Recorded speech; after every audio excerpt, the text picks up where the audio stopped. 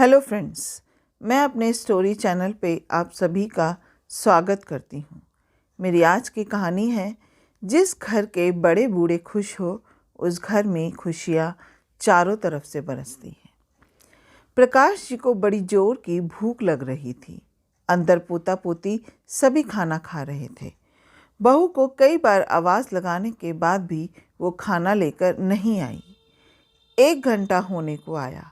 सुबह से 4 बिस्कुट चाय पिए बैठे हैं खाट पर प्रकाश जी।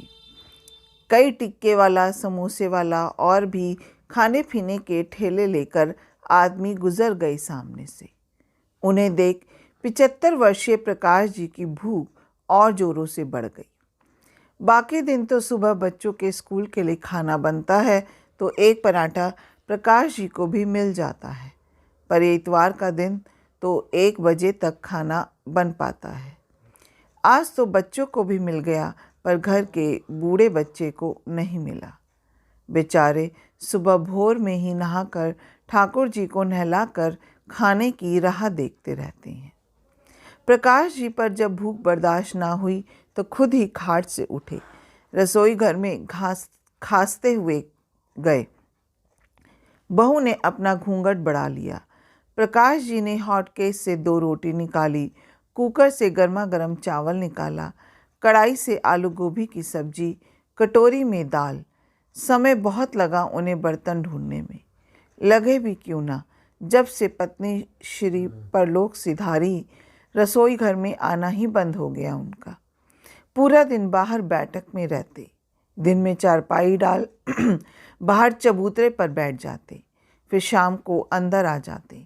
बेटा सुबह का दफ्तर गया, रात में ही आता। उसका भी थका हुआ चेहरा देखने को खाट पर लेटते भी प्रकाश नहीं थे। प्रकाश जी की बिटवा को देख लूँ तभी सोऊं।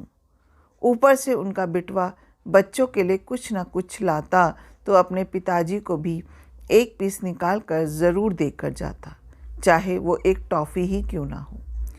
प्रकाश जी बड़े मन से खा बेटे से आराम करने का बोल लेट जाते अपनी खाट पर। पिता को बिना दांतों के टॉफ़ी चबाता हुआ देख बेटे को भी एक बच्चे समान लगते। सही भी तो है, बच्चा बूढ़ा एक समान होता है।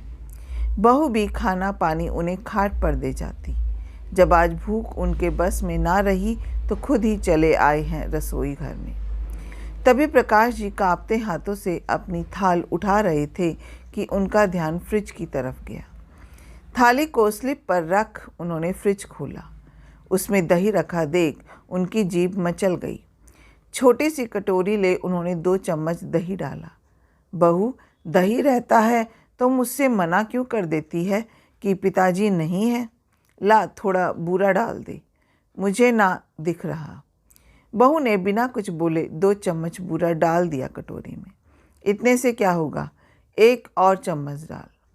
भाई बिटवा ने मना कर रखा है सर्दी में दही देने को पिताजी को। उन्हें बहुत जल्दी जुकाम जो जकड़ लेता है, फिर दवाई खाते रहते हैं पूरे जाड़े। प्रकाश जी बाहर अपनी थाल लेकर अपनी खाट पर आ गए। ठाकुर जी को याद कर भोजन शुरू किया उन्होंने। आज तो बहू 56 भोग समान लाग रही रोटी। मन प्रसन्न हो गया दही के साथ। द्वार के पीछे खड़ी बहू मन ही मन सोची, खाना तो रोज सा ही बना है पिताजी, पर आज बच्चे जिद कर गए खाने की। पैर पटकने लगे तो पहले उन्हें लगा दिया। यह तो भूल ही गई मैं कि घर में एक और बच्चा है जो पैर तो नहीं पटकता, पर भूख तो उसे भी लगती है। अगले दिन से लहसुन का छोक लगा रायता रोज़ प्रकाश जी को उनकी थाल में दिया जाने लगा।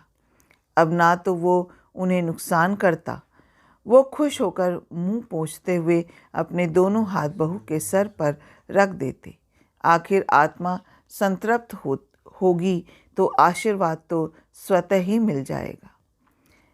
अब खाना भी प्रकाश जी को उनके बोलने से पहले ही परोस दिया जाता। जिस घर के बड़े बूढ़े खुश हैं उस घर में तो खुशियाँ चारों तरफ से बरसती है। अपना कीमती समय देने के लिए दिल से शुक्रिया।